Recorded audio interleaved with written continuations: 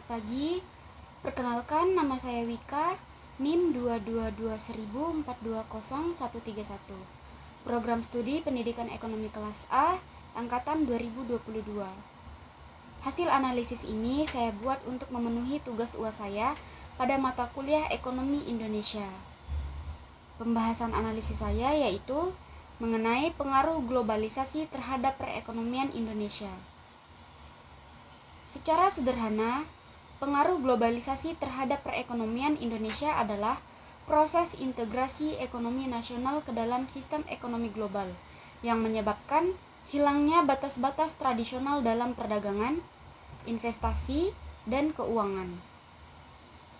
Hal ini berarti aktivitas ekonomi di Indonesia tidak lagi hanya dipengaruhi oleh faktor internal, tetapi juga sangat bergantung pada dinamika pasar internasional, kebijakan negara lain, dan pergerakan modal lintas negara.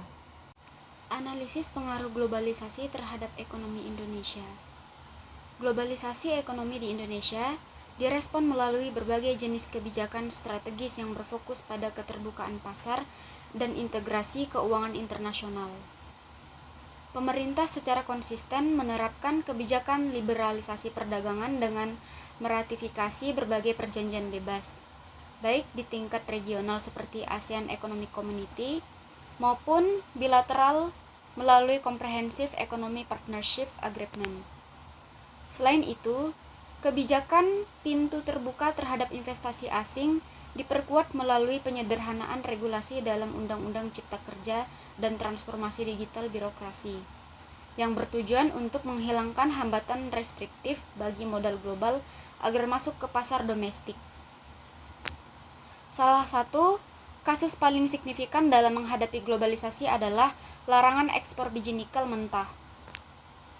Indonesia sebagai pemilik cadangan nikel terbesar di dunia memutuskan untuk berhenti menjadi sekedar penyediaan bahan baku bagi industri global seperti Tiongkok dan Uni Eropa, dan memaksa investor membangun smelter di dalam negeri untuk menciptakan nilai tambah. Realisasi dari kebijakan hilirisasi ini menunjukkan adanya pergeseran struktural, peningkatan nilai ekspor, sentralisasi investasi, dan konflik di WTO. Realisasi dari rangkaian kebijakan tersebut menunjukkan hasil yang kontradiktif namun signifikan. Di satu sisi, arus modal asing yang masuk ke sektor hilirisasi telah meningkatkan nilai ekspor secara drastis dan menciptakan pusat-pusat pertumbuhan ekonomi baru di luar Pulau Jawa, seperti di Sulawesi dan Maluku Utara. Namun, di sisi lain, realisasi ini juga menghadapi tantangan besar berupa ketergantungan pada teknologi asing dan tenaga kerja ahli luar negeri, serta tekanan dari negara-negara maju yang merasa kepentingannya terganggu oleh kebijakan proteksionisme selektif Indonesia. Evaluasi globalisasi ini juga secara umum berpengaruh terhadap Indonesia dapat dievaluasi sebagai dampak positif, seperti pertumbuhan PDB, transfer teknologi, akses pasar. Kemudian selain itu juga terdapat dampak negatifnya, diantaranya yaitu ketergantungan impor, ketimpangan pendapatan, dan deindustrialisasi prematur.